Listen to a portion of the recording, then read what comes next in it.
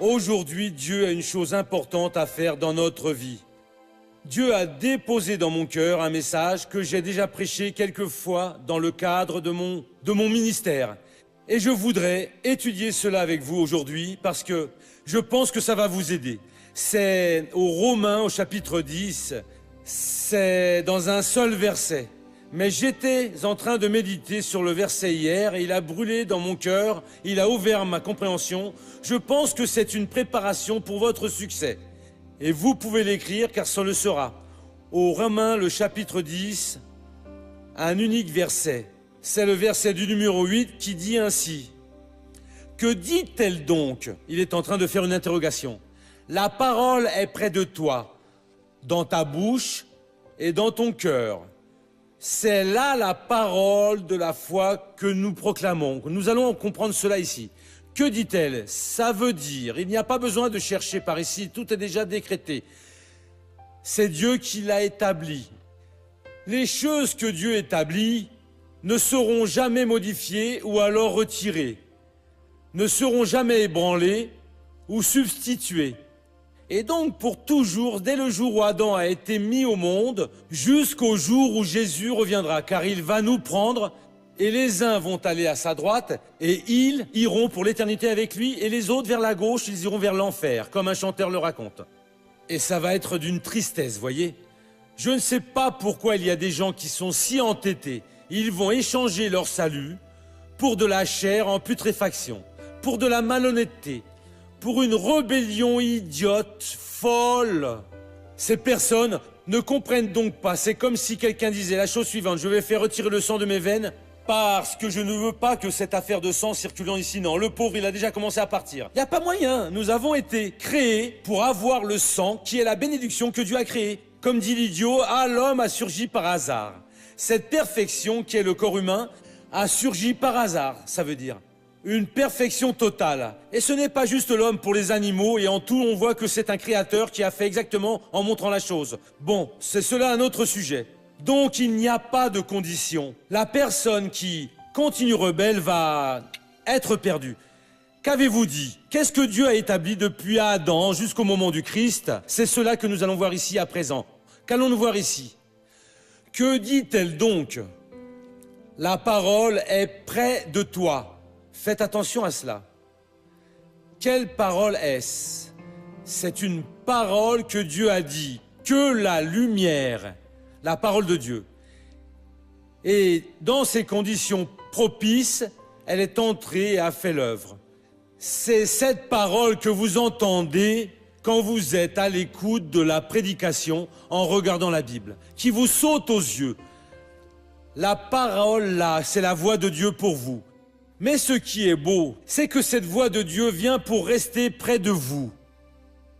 Mais juste si près que même le vent n'arrive pas à vous séparer de cette voix. Elle est accrochée à vous. Et le meilleur dans tout cela, c'est Ésaïe 55, 11.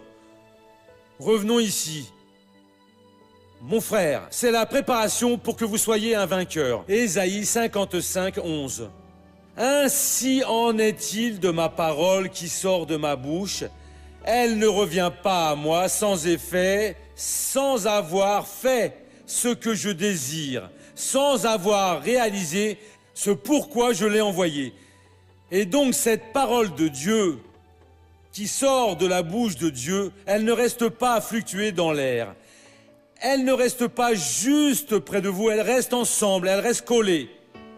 Comme que même le vent ne parvient pas à vous séparer. Et quelle parole est-ce? C'est la parole du pouvoir, non sans avoir fait ce que je désire, sans avoir réalisé ce pourquoi je l'ai envoyé. Et donc si Dieu vous ouvre les yeux, car malgré cette infirmité, vous pouvez être guéri. Mon frère, retenez cette parole parce qu'elle a le pouvoir de vous guérir. Mais faites attention. Si Dieu vous a touché dans votre conscience avec cet acte d'adultère, cette prostitution, cette malhonnêteté que vous avez pratiquée, vous allez en enfer. Retenez cette parole, car vous y allez. Et Dieu vous a touché pour vous ouvrir les yeux. Parce que quand vous allez être sur le point d'être appelé pour rendre des comptes, alors vous allez être condamné. Ah missionnaire, mais Dieu comprend mon problème. Satan vous a contaminé déjà. Satan vous a débauché. Satan a déjà déjeuné, dîné, pris le café au-dessus de votre vie. Et maintenant, il est prêt à jeter ses excréments sur vous pour vous salir. Et c'est le moment pour crier « Dieu, je suis cinglé ». Mon frère, la Bible dit « Tu ne tromperas pas, personne n'a de licence pour l'adultère. Tu ne voleras pas, personne n'a de licence pour voler. Tu ne tueras pas, personne n'a le droit de... » Et ainsi de suite. La personne doit ouvrir ses yeux. L'ennemi déjeune au-dessus de moi. Il déjeune, il dîne, me détruisant, et je vais cesser parce que la parole est proche de vous. Et elle est là autant pour vous bénir que pour vous condamner. Elle ne va pas partir. Vous pouvez résister à la parole de la guérison, être malade toute votre vie, vous plaignant de Dieu, c'est perdu. Elle aurait pu vous guérir.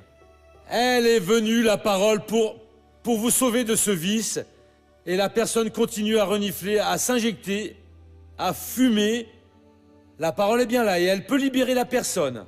Ainsi en est-il de ma parole qui sort de ma bouche, elle ne revient pas à moi sans effet. Et où elle reste, proche de vous, enlacée, prête à entrer en action. Vous voulez avoir une bonne vie, une vie heureuse, vous voulez être quelqu'un de bien, une personne qui affronte le diable et qui le jette à terre, une personne qui n'a pas de condamnation contre elle. Obéissez à tout ce que vous comprenez quand vous écoutez le prêche, quand vous lisez la Bible, et qui accuse votre conscience parce que Dieu parle. Ne violez pas. Vous avez chuté et êtes sali. À présent, il n'y a plus comment. Si vous revenez en courant, parce que vous êtes sur le chemin de la perdition et vous finirez là, on va revenir aux Romains. Chapitre 10. Que dit-elle donc? Cela c'est déjà réglé, cela c'est déjà décrété. La parole est près de toi. Quoi de plus? Dans ta bouche. Voyez quelle chose. Dieu a déposé sa parole à lui dans votre bouche. Pourquoi? Pour donner de la force à sa parole, pour que vous changiez de vie.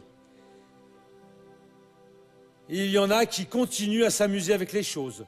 Ne blaguez pas avec la vérité. Vous n'êtes pas suffisamment fou pour ne pas savoir ce qu'est la vérité. Vous pouvez agir comme si vous étiez fou, mais au fond, vous savez que cette action est mauvaise. Dieu, je vais cesser cela aujourd'hui. Mon ami, la parole est déjà dans votre bouche. Envoyez-moi la parole. Non, non, Dieu, je vais prendre la parole que le Seigneur m'a donnée. Je vais cesser aujourd'hui.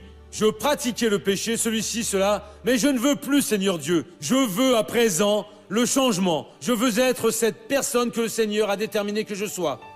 Elle est bien proche de vous. Elle est dans votre bouche, elle est dans votre confession.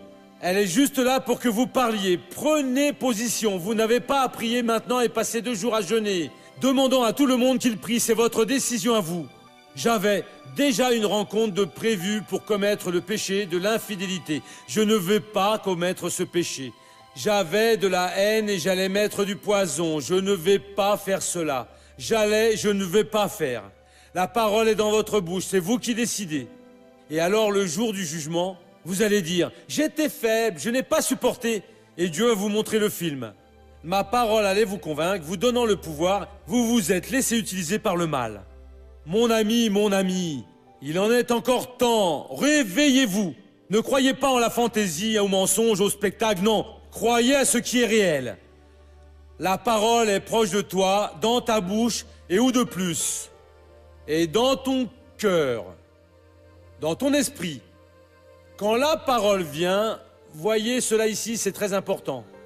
Elle entre dans votre esprit et elle ne cohabite pas avec le péché. À ce moment-là où vous êtes illuminé, le péché est sorti. Si vous êtes intelligent, il ne va plus revenir. Il y a déjà la parole de Dieu. Fini, vous changez d'un instant à l'autre. À l'instant où elle est entrée et qu'elle vous a annoncé la guérison, la maladie est déjà sortie. Le problème, c'est que vous cherchez la maladie et la faites revenir. Vous cherchez l'adultère et la faites revenir. Vous cherchez la malhonnêteté et la faites revenir. Vous cherchez la cocaïne, l'héroïne, le crack et le faites revenir. Ou le mensonge ou toute autre chose. Toute la parole est dans votre cœur. Mais quelle parole folle c'est cela? Non, elle n'est pas folle, non. Cette parole est la parole de Dieu, c'est la propre personne de Dieu. Dit Paul, il termine ici en disant « C'est la parole de la foi que nous proclamons ». Voyez comment c'est important que vous alliez à l'église pour suivre la prédication. Quelle importance a le spectacle de la foi pour toute cette nation, pour plusieurs pays du monde? Il y a des fous qui voudraient ôter le spectacle de la foi. Les pauvres, ils vont rendre des comptes à Dieu, eux et tous ceux qui s'allient pour cela.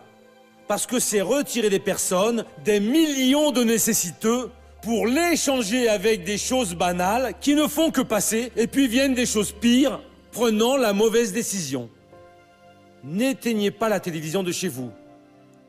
Laissez votre femme, votre mari vous regarder. Un homme d'affaires du nord du pays m'a dit « Missionnaire, je suis converti ». Il y a 1 an et demi, ma femme me disait « T'es un idiot de regarder cet homme-là ». Je savais bien ce que Dieu faisait. Aujourd'hui, elle est plus fanatique que moi. Mes frères, cela c'est l'esprit de Satan qui se soulève contre l'œuvre de Dieu. Il vient comme un ange de lumière, il est très malin, il est menteur, et il sait bien préparer son attaque. Et après, vous allez crier d'angoisse et aller perdre une opportunité. Maintenant, c'est votre jour de prendre la décision. La parole est déjà entrée dans votre cœur. Mince alors! Vous devez juste accepter Jésus, et donc je suis à partir de maintenant une nouvelle personne.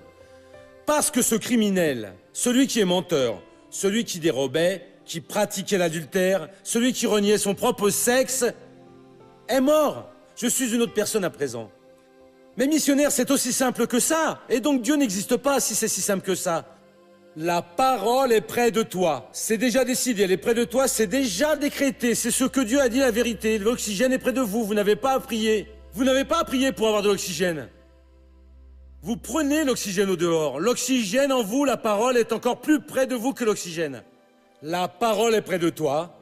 Elle est dans ta bouche, dans ta confession, dans ta capacité. Elle est dans ton cœur. Et quelle parole est-ce? C'est de la foi que nous prêchons. Celle qui vous a illuminé, qui vous a ouvert les yeux. Cette parole, c'est votre contact avec le Seigneur Dieu. C'est pour ça que je n'aime pas prêcher de religion. Je viens dire la vérité pour que maintenant vous preniez votre position. Sans aucune autre chose pour enrober la vérité, parce que nous tous avons été formés pour marcher avec notre Dieu. Les hommes ont inventé tout un tas de doctrines, chacun selon ses intérêts, et les gens sortent de là comme des abrutis, comme des idiots qui sont des supporters de football. Je n'ai rien contre les supporters. Ils veulent donner une claque au visage, et puis mettre un coup de poing, et puis tirer sur l'autre. Ce sont des vrais idiots. Si mon équipe a perdu, c'est perdu. L'autre a gagné, je vais toujours gagner. Ça veut dire on ne sait pas perdre. Ça veut dire attends un peu, on finit par même mutiler des personnes. Entend alors des personnes. Il y a des personnes qui sont comme cela, avec la foi. La foi polluée. Parce que la foi claire, c'est celle d'ici où vous ne vous importez pas avec la couleur de votre peau, peu importe votre stature, la culture, conditions financières. Celui qui importe, c'est que maintenant, vous avez compris la parole de Dieu. Dieu, le Seigneur a parlé avec moi aujourd'hui. Je ne veux pas être cette personne qui est vaincue, esclave du diable, dominée par le mal, qui pêche dans la vie. Seigneur, merci. Merci car la parole est près de moi, bien plus près que l'air que je respire. Elle est dans ma bouche, dans ma confession, dans toute ma capacité de déclarer, de parler et d'assumer. Elle est dans mon cœur et donc je t'accepte. C'est fini. Aujourd'hui, je vais changer de vie. Mon frère, vous allez vaincre de cette façon. C'est la parole qui prospère, la parole qui guérit, qui donne la paix, qui résout tous vos problèmes. Et vous restez là, vous disputant avec votre mari, vous disputant avec votre femme, vos enfants sont problématiques et vous allez créer une série de gens défectueux dans la vie. Fini, aujourd'hui, la parole a changé complètement votre vie.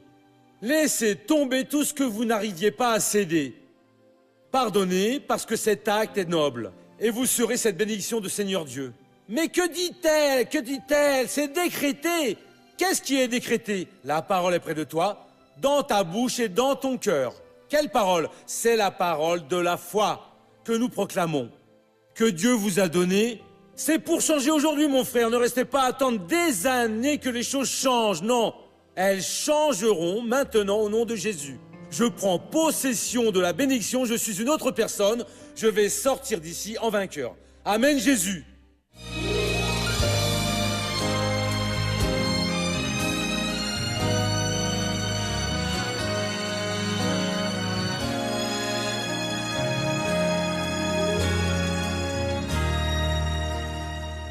Il y avait un vide terrible dans ma vie et je ne savais expliquer ce que c'était.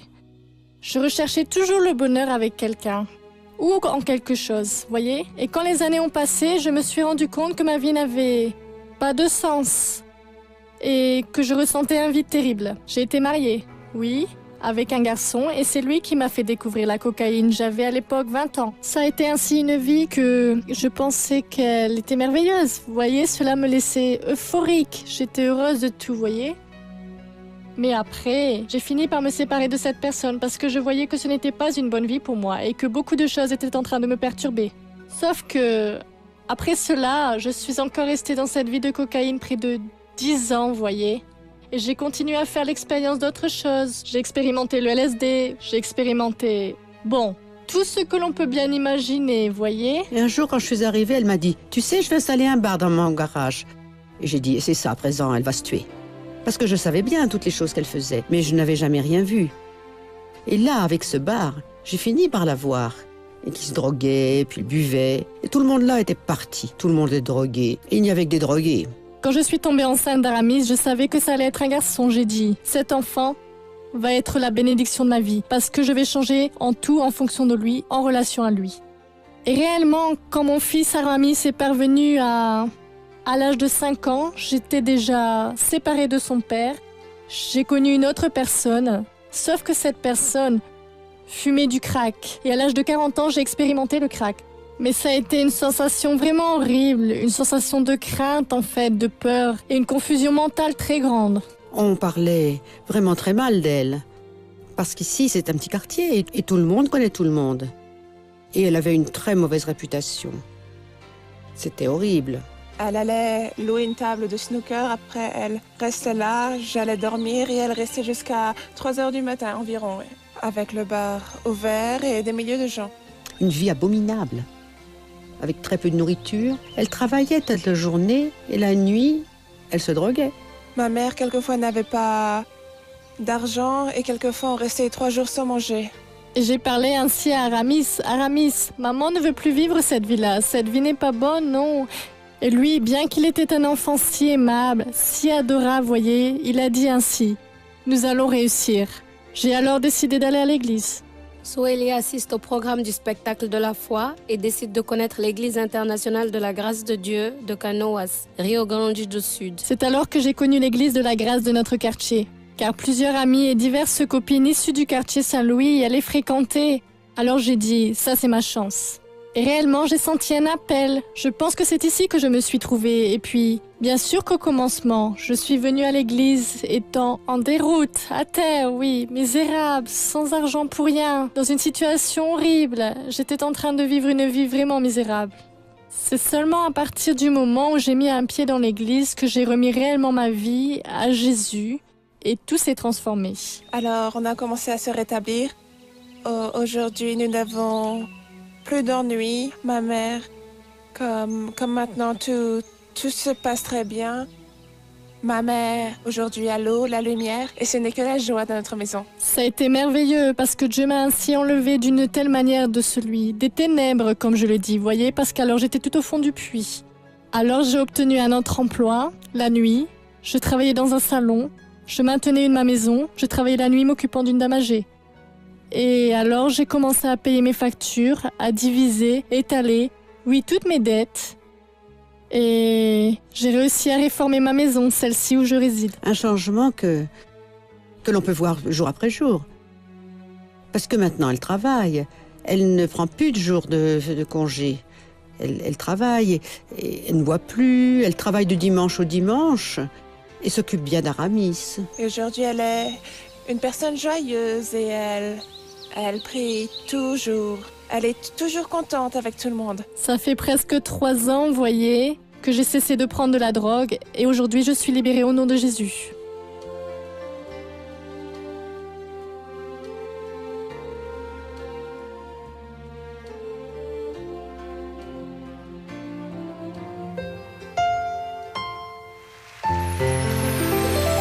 Oui, mes amis, à présent, je voudrais faire une prière pour les personnes qui sont en train de sentir quelque chose dans leur oreille. Missionnaire, j'entends comme un bruit, j'ai une labyrinthite, je ressens une douleur, n'importe laquelle des oreilles. Qui a un problème à l'oreille ici? Levez votre main ainsi. Restez debout, s'il vous plaît, au nom du Christ. Après, je prie pour vous tous. À présent, regardez vers votre main, les deux, et dites ainsi: Père, au nom de Jésus, dépose ton pouvoir dans mes mains. Mettez maintenant votre main au-dessus de la douleur où se trouve votre mal, surdité, quoi que ce soit, un bruit labyrinthique. Missionnaire, ça fait trop mal, je ne le supporte plus. J'entre déjà en priant et vous ordonnez. Et quand j'ordonne de sortir, le mal va partir. Père, au nom du Seigneur Jésus, moi maintenant je vais bénir ces personnes et je vais utiliser ton pouvoir pour toutes les aider. Et cela, c'est pour ta gloire. Je te remercie parce que la parole de la foi est proche de nous, dans notre bouche et dans notre cœur. Et au nom de Jésus, j'amarre toute cette action du diable, de la démangeaison à l'allergie, à une surdité irréversible. Et je dis: démon, sors de cette personne au nom de Jésus. Levez haut vos deux mains et dites: grâce au Seigneur Dieu.